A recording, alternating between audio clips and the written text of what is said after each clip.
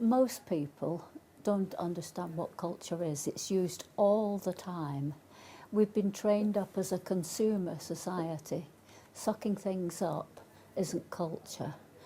You have to put a lot of effort into culture. You have to engage with it and get absorbed in it, and the art lover is terribly, terribly important. Culture has the potential to become popular, but it never has been, because often it depended on people who had the time and privilege to engage in the world of art. Popular culture is really a contradiction in terms.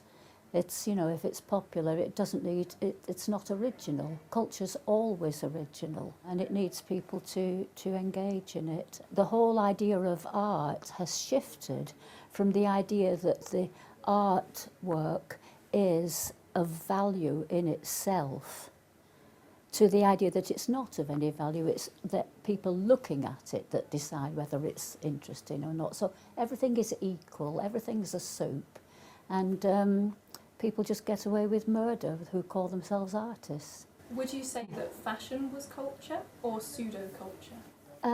There are a lot of things that you could call pseudo-culture. I'm not so sure. I mean, something like photography, it's not something of which you have really control over the manipulation of it. It's monocular, it's, you know, you can't, do it, work it. Fashion is an applied art. It has to be worn, and it's not what you call a pure art. But it's difficult. I always sort of try and move away from whether fashion is art. I think it can be. The idea of, you can make somebody look so wonderful, and they might happen to be one of these star good-looking people, of which there's 1 in a million anyway, and they can look just something from another planet. They can look so super. But I think it really is a question of taste and people wearing what suits them, what helps, My main preoccupation is with climate change. You have to see everything from that point of view.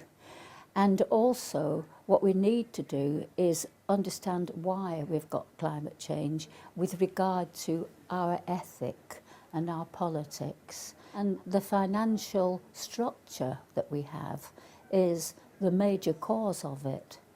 The world is run for cheap labour and also for extraction of all the treasures of the earth at a cheap price in order to supply that cheap labour to whatever. And we all know that the world is getting poorer. There's less to go around. That's why we've got the financial crisis. You can't get these things so cheaply anymore. It's so dreadful that I don't know whether we've got time to shift to another ethic. How do we perceive art from that standpoint then, if climate change is the centre point? How does art seem from that point of view? Well, it's all a question of people who are thinking, people who are engaged with the world. If you're not engaged with the world, you're just letting it happen. The whole 20th century was a mistake. People just believed what they were told. They believed that somehow there was something called progress. The future would get better and better. There is no progress in art, by the way. And so they never engaged with the world. They just ran after the latest thing. Oh, we're hip. We're Republicans. We're left-wing. We're kind of okay. They never think things through, and the past is supposed to be rubbish, so they have no perspective. And art is a perspective on the world we live in, and more than anything, the geniuses of the past are what we need to be, overwhelmed by, really, because the human race is amazing. Essentially, looking at art is a criticism of the world we live in, because, some things are better, some things are worse, but it's discrimination. What is the difference between the good and the bad? What is human genius? And by human genius, I don't just mean the genius of, Rubens or someone. I mean, what is it that makes us essentially human? What makes us different from anything that's ever stood on the planet?